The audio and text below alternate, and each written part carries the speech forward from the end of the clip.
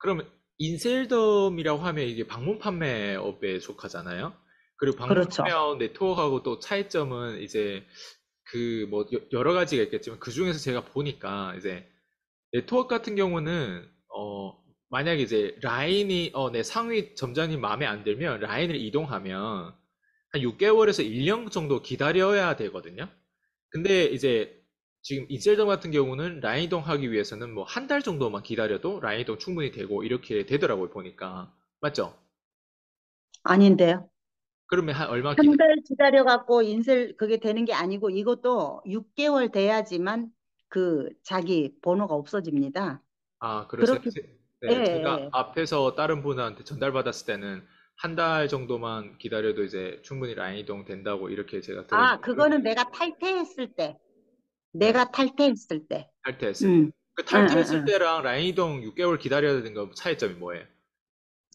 탈퇴를 했을 때는 나는 내가 이제 안 한다고 탈퇴를 하게 되면 한 달 정도 기다렸다가 다시 딴 사람 라인으로 들어가도 돼요. 네, 근데 그냥 아무 말 없이 제품을 안 사. 그렇게 되면 이제 6개월 있다가 자동 탈퇴가 되는 거죠. 그렇죠. 네, 제가 지금 예, 얘기하는 건 이제 의도적으로 계획하고 라인 라인 이동하는 이동하는 사람들. 거가 한 달이 걸린다는 거죠. 네네네. 네, 그러니까 그 한 달이라고 하면 네트워크에서는 보통 6개월이 걸린다 말이에요. 예, 그러면 네네. 지금 보면 네트워크뿐만 아니라 대리점장 가서도 라인 이동하거나 뭔가 대리점장 안 되는데 아, 저 사람 밑에서 일하면 더 좋겠다 해가지고 라인 이동하신 분들도 분명히 있단 말이에요.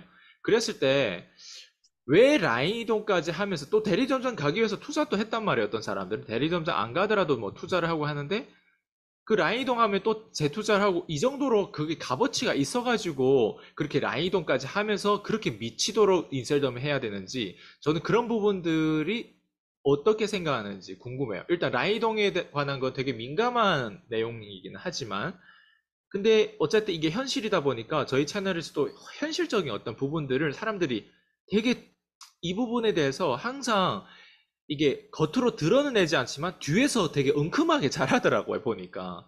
그러니까 그런 부분들이 저는 오히려 궁금해요. 피디님은 어떻게 생각하고 여기에 대한 어떤 규칙과 규율과 어떤 원칙을 어떻게 가지고 있는지 그런 부분이 궁금하더라고요. 저는 네트워크를 안 해봐서 이런 것까지는 잘 모르겠는데, 제가 생각하는 라인 이동은 결국은 자기 욕심 때문에 하는 거라고 저는 맞아요. 그냥 한마디로 딱 잘라서 얘기하고 싶어요. 그리고, 오란다고 가는 사람도, 뭔가 조금 잘못된 거고, 또 가는, 뭐, 어쨌든, 오라는 사람이나 가는 사람이나 좌우지간 다 문제가 있는 사람들이라고 저는 생각을 해요.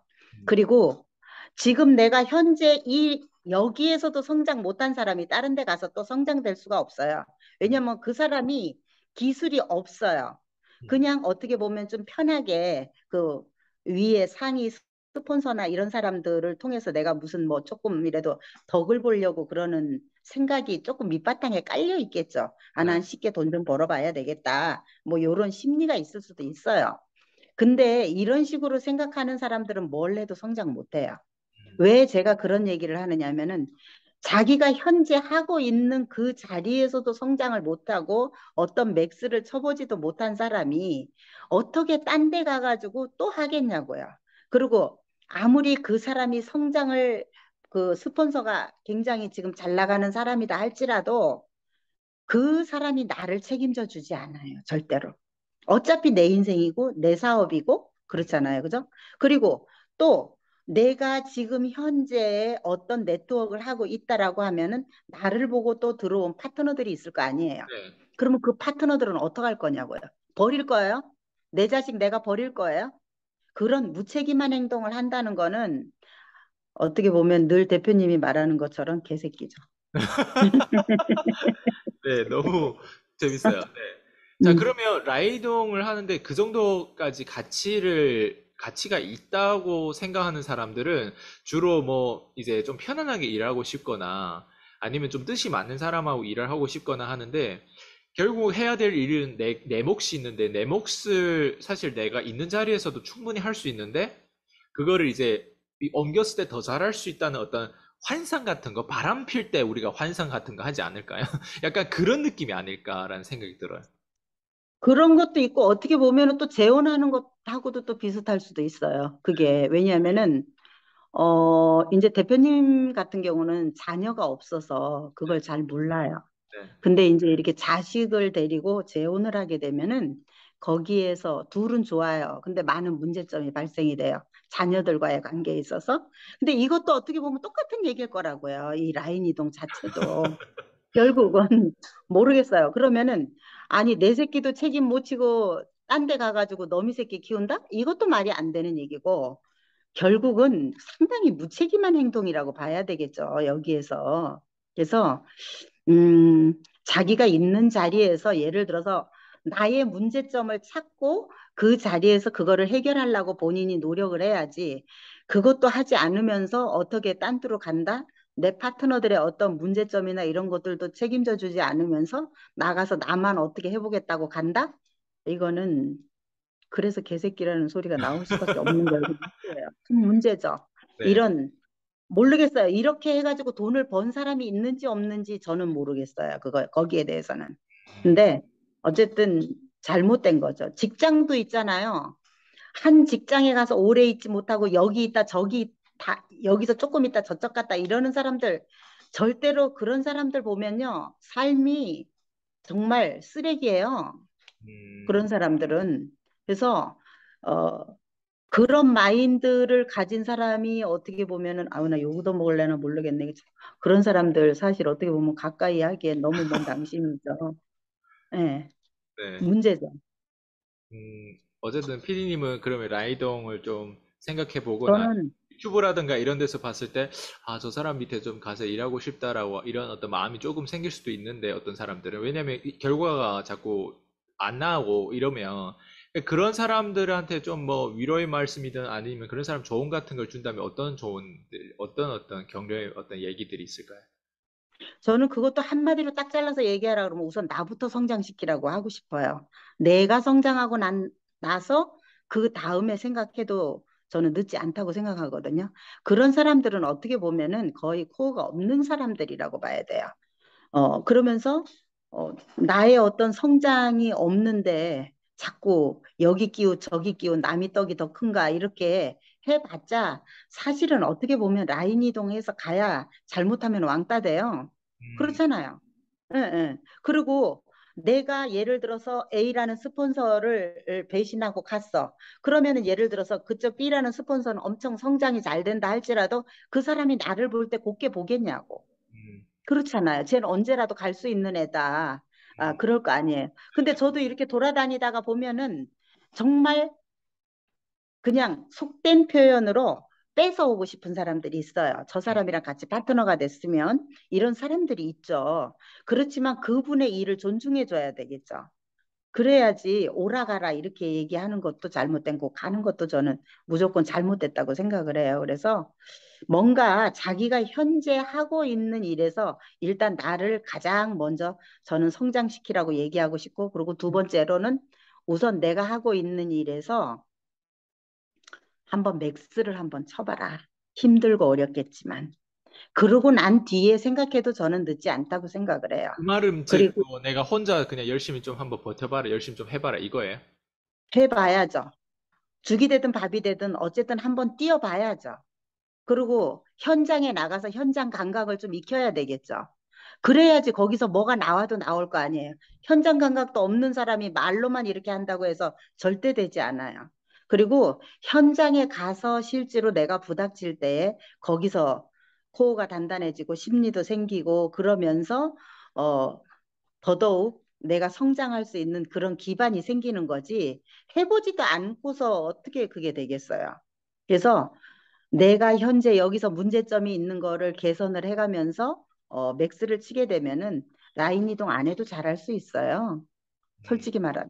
음. 하도 인셀덤 하면 이제 방문 판매고 또 그렇게 오래 기다리는 게 없다 보니까 라인 이동을 너무 쉽게 생각하고 하는 분들도 분명히 있을 거라고 생각하고 또 지금 현재 상황을 봤을 때 많은 사람들이 또 인셀덤에 대한 부분들이 이제 또 부작용에 대한 부분들 생각하면서 어쨌든 그런 여러 가지 생각을 하고 있는 어떤 그런 과정에 있는 것 같아요. 그래서 좀 방문 판매에서 이런 케이스가 실제로 많다고 제가 들었거든요. 근데 그 안에서 우리가 좀 더 이거를 포괄적으로 좀 이렇게 드러내서 여기에 대해서 과연 본질적으로 문제가 무엇이고 우리가 놓치는 게 무엇인지 저는 이런 것들을 조금 되게 객관적으로 보여줬으면 좋겠고 좀 더 통찰을 좀 더 공유해줬으면 좋겠거든요. 그래서 이런 부분들이 되게 민감하지만 민감한 걸 은큼하게 내가 혼자 생각한다고 되는 게 아니고 감춘다고 되는 게 아니라 그걸 드러내서 문제란 직시하는 게 저는 맞다고 생각하기 때문에 어쨌든 대리점장의 라이동에 대한 부분들을 앞으로도 더 많이 다룰 어떤 내용이지만 본질적으로 돌아갔을 때는 뭔가 놓치는 게 있고 문제가 있다. 저는 이렇게 생각하거든요. 맞아요. 그리고 사람들이 그 보이는 거에만 맞아요. 생각을 하기 때문에 결론적으로 그 속을 내면을 못 들여다보는 네. 거예요. 그래서 이게 저 같은 경우도 처음에 그렇게 했죠. 그냥 어, 이 정도 투자하면은 분명히 그 다음에는 이렇게 할 수 있겠다. 쉽게 생각을 하고 했는데 실제로 막상 뛰어들어 보니까 내가 생각했던 거하고 너무나 다르고 그 안에 진짜 뭐 남들이 말하는 사재기나 어쩌나 이런 것들도 사실은 내가 저처럼 이렇게 가게 되면요. 계속 사재기를 할 수밖에 없어요. 왜냐? 파트너가 없잖아요. 근데 어떻게 기본을 유지하기 위해서 그리고 처음에 그 대리점장을 갔을 때는요 6개월 만에 재계약을 합니다. 음, 그러면 그 다음에 재계약을 할 때는 1년이에요. 근데 처음에는 6개월이에요. 근데 그 6개월에 재계약을 할 때에 이게 거기에 또 적합한 기준이 있습니다. 근데 이 기준을 제대로 안 됐을 때에 심화서를 쓰고 재계약을 하거든요. 근데 저는 사실 저도 심화서를 쓰고 재계약을 한 사람이에요. 근데 내가 그걸 쓰면서 참 한심하다는 생각을 했어요. 내 돈을 내고 내가 투자해가지고 이렇게 하는데 이렇게 심화서까지 써가면서 내가 이걸 해야 되나?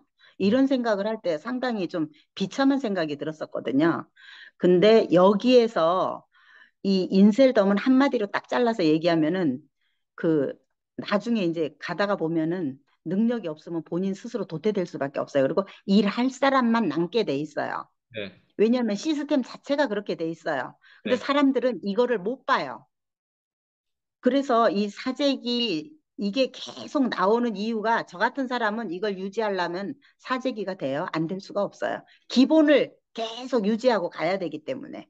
그래서 그게 문제인 거죠. 그러다가 보니까 이 제품이 많이 쌓이니까 내가 이걸 들고 뛰어나가야 되는데 또 안 해봤으니까 이걸 또 못하는 거야, 결론은. 그래서 이제 못하다가 보니까 이거를 막 그냥 퍼주는 거야. 근데 이게 퍼준다고 해서 사람들이 다 되냐고. 근데 사실은 이걸 공짜로 주는 것도 사기라고 제가 어디서 봤거든요. 근데 이거 줘야 아무 소용 없어요. 다 부질없는 짓이에요. 네. 그거를 저도 이제 한 3개월 지나면서 그거를 깨달았어요. 대리점장 가서 3개월 지나면서.